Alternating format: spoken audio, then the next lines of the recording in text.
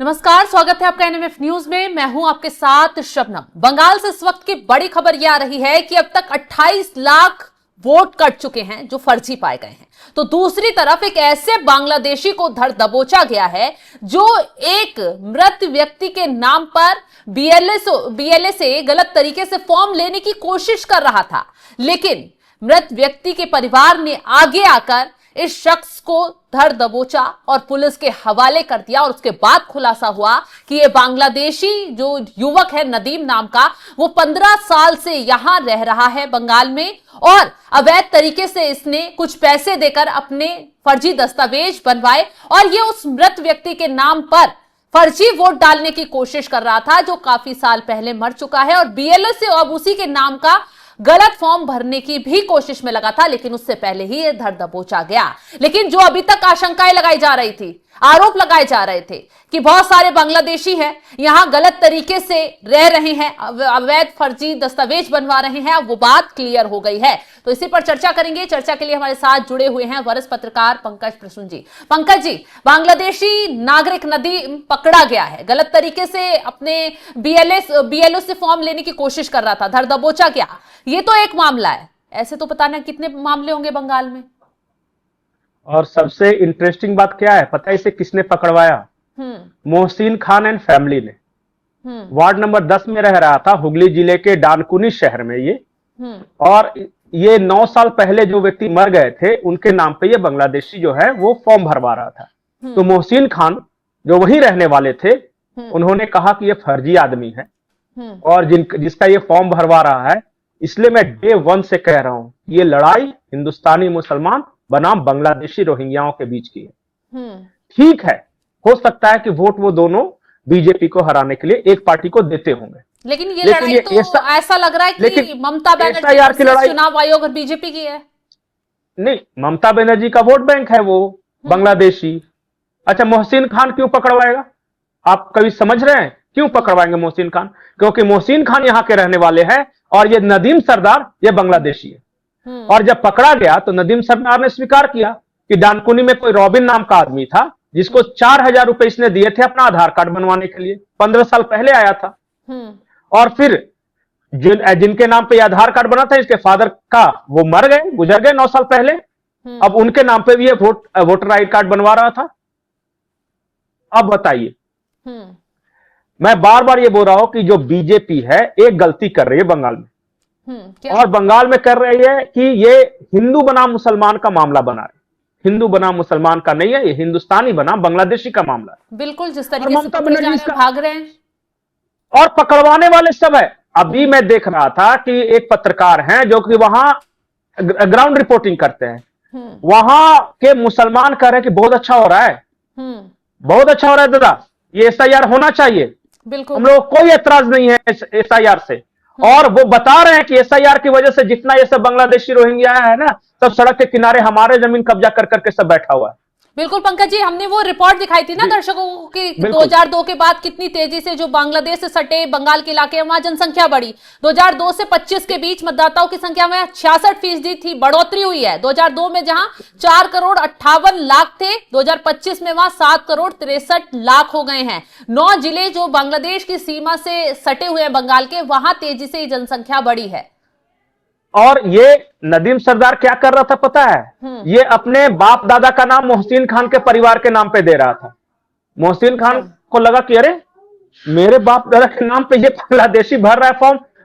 एक गांव है माथुर डांगी गांव है वहां, वार्ड नंबर 20।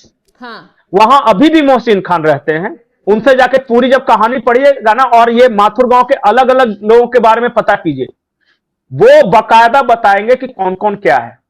तो ये पकड़ा कैसे गया है, पता कैसे चला इसका? नहीं, मोहसिन खान ने कंप्लेन किया। कब पकड़ा गया? नहीं, ये जब एसआईआर हो रहा था ना, तो ये क्या किया कि एक तो बीएलओ को धमका के एक फॉर्म ले लिया कि फॉर्म लाओ, और फॉर्म में अपने मरे हुए पिता का विवरण भर रहा था ये। और जो पिता का जो विवरण भर रहा था उसमें बाप दादा का नाम लिखना होता है। या किसका पहले से वोटर लिस्ट में नाम है, तो ये मोहसिन खान के परिवार का नाम दे रहा था। अच्छा, मोहसिन खान के जो दादा है उनका नाम अपना दादा के नाम पे दे रहा था ये। और चूंकि गांव में है तो पता चल गया, इसलिए जाके कंप्लेन किया मोहसिन खान के परिवार ने ये भाई ये हमारा नहीं है, ये ऐसे ही भर के दे दे रहा है। फिर उसे पकड़ा गया तो उसने एक्सेप्ट किया कि 15 साल पहले आए थे हम लोग बांग्लादेश से। उसने ये भी एक्सेप्ट किया कि हां मरे हुए थे, उनका मैं भरने की कोशिश कर रहा था। उसने ये भी एक्सेप्ट किया कि रॉबिन नाम के व्यक्ति को 4,000 रुपए में आधार कार्ड बनवाए थे देके। देखिए कुछ भी इसमें से झूठ नहीं है, मीडिया पागल नहीं है, किसी की दुश्मन नहीं है जो ये कह रही है कि बड़े पैमाने पर बांग्लादेशी रोहिंग्या हैं। आपने 28 लाख की बात की ना, 28 लाख फर्जी, 28 लाख कटे हैं नाम। 28 नहीं बहुत है, लेकिन उन्होंने क्या किया है ना कि बंगाल में चूंकि अब एसआईआर हो रहा है तो वो शिफ्ट कर गए दूसरे स्टेट की तरफ। बहुत सारे मिलेंगे आपको, बॉर्डर जाइए दिल्ली, बड़ी संख्या में भीड़ लगी हुई है। बॉर्डर पे वो भाग रहे हैं जो कि हाल फिलहाल आए हैं, जो सिर्फ नौकरी कर रहे थे आए हैं वो भाग रहे हैं। जो यहां रह गया है ना, जो घाघ हो गया है वो कहीं नहीं भाग रहा है। वो अभी फिलहाल क्या करेगा, वो दूसरे राज्य में शिफ्ट कर जाएगा, बगल के राज्यों में। लेकिन पंकज जी मुझे ऐसा ये तो एक पकड़ा गया, ऐसे तो फिर तमाम होंगे। बहुत सारे हैं। रॉबिन भी पकड़ा गया है जिसने बनाया था, उसको श्रीरामपुर की अदालत में पेश किया गया। उसने भी कहा कि यार ये अकेला थोड़ी है, हमने तो कितनों के बनवाए हैं। 4,000 रुपया तो आपका बनवा देंगे। दे रही हैं कि अगर किसी ने हमें आघात लगाने की कोशिश की, मुझ पर हमला करने की कोशिश की, तो वो हिंदुस्तान की जमीन हिला दूंगी। ठीक है, वो हिलाते रहे, वो आग लगा दे, लेकिन होगा। एसआईआर चल रहा है, 4 दिसंबर आखिरी तारीख है। 4 दिसंबर को हमारे पास फाइनल आंकड़े आएंगे कि कितने लोग छटे हैं। अभी तो क्या है ना, ये 28 लाख में हो सकता है कुछ लोग ऐसे होंगे कि जब पश्चिम बंगाल के बाहर रह रहे होंगे वो आ रहे होंगे या कागज जुगाड़ कर रहे होंगे कि चलो भाई भर और के 4 तारीख तक लास्ट डेट है भरना, भरने दीजिए इनको और आएगा आंकड़ा। और फिर भी बहुत कम आएगा, पता है क्यों? क्योंकि बहुत सारे शिफ्ट करके दूसरे राज्यों की तरफ। एसआईआर को लेकर इतना शोर शराबा हुआ ना, आप जाके दिल्ली में, मुंबई में, जिन राज्यों में नहीं एसआई हो रहा है वहां भी चले जाएंगे। वो भी तो आदमी है, वो भी तो तेज है। अगर बताइए कि अगर वर्धमान का एक आधार कार्ड लेके, वहां का एक वोटर आई कार्ड लेके आपके घर में आएगा दिल्ली में कि भाई मैं घरेलू नौकरानी का काम करती हूं, तो पूछिएगा कहां के रहने वाले, तो बोलेगा बंगाल का। कहां बंगाल में? तो बोला मालदा जिला। बोला अपना आधार कार्ड वोटर आई कार्ड दो, यही मांगेगा ना, दे दिखा देगा। उसके बाद नौकरी दे देगा, वो दिल्ली में रह रहा है, 4 साल रहेगा दिल्ली में, दिल्ली का बना लेगा, उसमें क्या है। हाँ, पंकज जी एक सवाल और उठ रहा है यहाँ पर। लोग कह रहे हैं कि जो एसआईआर फॉर्म जिनका नहीं भरा जा रहा है, जिनके वोट कट रहे हैं, उन लोगों को क्या यहां से भगा दिया जाएगा या फिर वो लोग यहीं रहेंगे, उन्हें सुविधाएं नहीं मिलेंगी? नहीं, किसी को भगाना नहीं है, इस बात बारे में स्पष्ट रहिए, कोई नहीं भागने वाला। हाँ, वोटर लिस्ट में उनका नाम रहेगा, वो वोट नहीं दे पाएंगे, सिर्फ इतना होगा। अगर बिना वोट दिए रहो तो कोई एक्शन नहीं होगा वोटर लिस्ट के लिए। उन पे क्या, जैसे कि मान लिया कि वो यहाँ के नहीं है तो ये भगाने के लिए तो है, तो ये तो चुनाव आयोग का एसआईआर है। तो फिर ये बांग्लादेश तेजी से भाग क्यों रहे हैं एसआईआर की टीम को देखकर? नहीं, वो डर के बाद, जैसे क्या आ रहा है कि मैंने एक केस देखा तो उसमें क्या था कि वो चेन्नई में किसी कंपनी में काम कर रहा था, चेन्नई में। तो उस कंपनी के मालिक ने कहा कि भैया आप हो कौन, कुछ तो अपना दे दो, आधार कार्ड वगैरह, कल को जाकर चोरी चकारी करके भाग जाओगे तो हम किसको पकड़ेंगे। तो उसके पास कागज नहीं थे, तो कागज नहीं थे तो उस फैक्ट्री वाले ने निकाल दिया, तब वो बांग्लादेश बॉर्डर की तरफ वापस चला गया। फिर ऐसे केसेस हैं कि जिसका परिवार रह रहा है उधर, वो आया है यहाँ काम करने और यहाँ एसआईआर वगैरह हुआ, सबने उसे बताया कि एसआईआर हो रहा है तुम पकड़े जाओगे, तो वो डर के मारे निकल लिया कि चलो उधर ही सही है। इस तरह के केसेस हैं। आपको क्या लगता है ये चंद हजार जो बॉर्डर पे बैठे हुए सिर्फ इतने बांग्लादेशी हैं यहाँ? उतने तो नहीं है। नहीं, उतने नहीं है। जिन्होंने पेपर बनवा लिए हैं कुछ इधर उधर करके, और पेपर, मैं तो जिस दिन से आपके साथ ये वीडियो कर रहा हूं मैं तो कह रहा हूं, मैं तो 4500 बता रहा था आधार कार्ड बनाने का रेट, ये तो बेचारा 4000 में बना दिया। रॉबिन अच्छा आदमी है, 500 कम लिया। बहुत सारे ऐसे हैं जो 4500 5000 में। अरे झोपड़ी नहीं, झोपड़ी बनाए हुए हैं, झोपड़ी। और पान की गुंटी जो आपके यहाँ होती है ना, वहां पे आधार कार्ड वोटर आई कार्ड बन रहा है। अब पता नहीं बन रहा है कि नहीं, लेकिन मैं कालियाचक में देख के आया था इस बात को।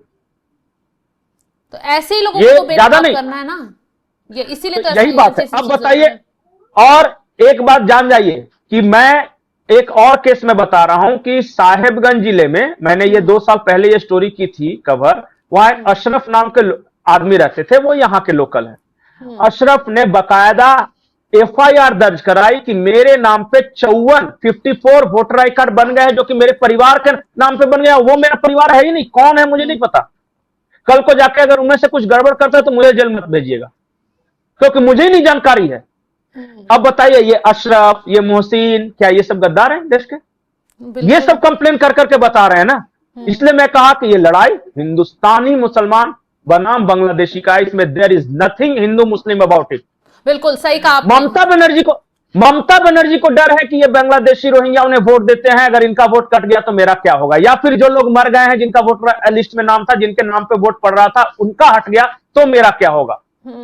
एक अंदाज के मुताबिक 6% जो टोटल वोटर लिस्ट में है ना, 6% है वो फर्जी, या तो वो बांग्लादेशी हैं, अवैध हैं, रोहिंग्या हैं, या फिर मृत हैं, या माइग्रेट कर गए। इस तरह पिछले लोकसभा चुनाव में बीजेपी और टीएमसी के बीच वोटों का फासला 7% का था। हाँ।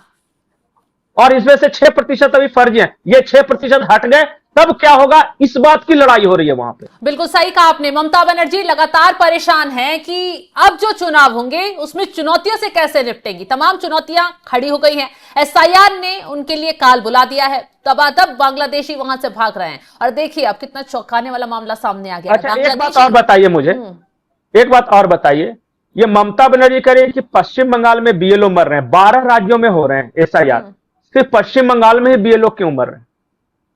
वहां आरोप लग रहा है ना कि दबाव लगातार उन पर बनाया जा रहा है।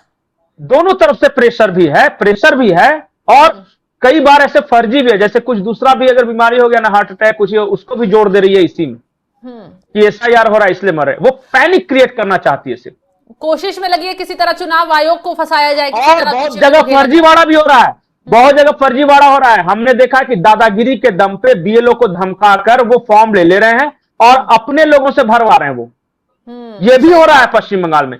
और बहुत सारे कंप्लेन भी इस तरह सोशल मीडिया पर मैं देख रहा था, एक नाबालिग लड़का जो है, उसकी उम्र मुश्किल से 12-15 साल होगी, वो एसआईआर का फॉर्म भर रहा है। अब बीएलओ जान नहीं देगा ना, उसको तो रहना वही मोहल्ले में है। उसको अगर कोई डरा धमका के फॉर्म छीन के अपना भर रहा है, क्या करे वो? ये भी देखना है। बीएलओ के जान की सुरक्षा भी है जरूरी।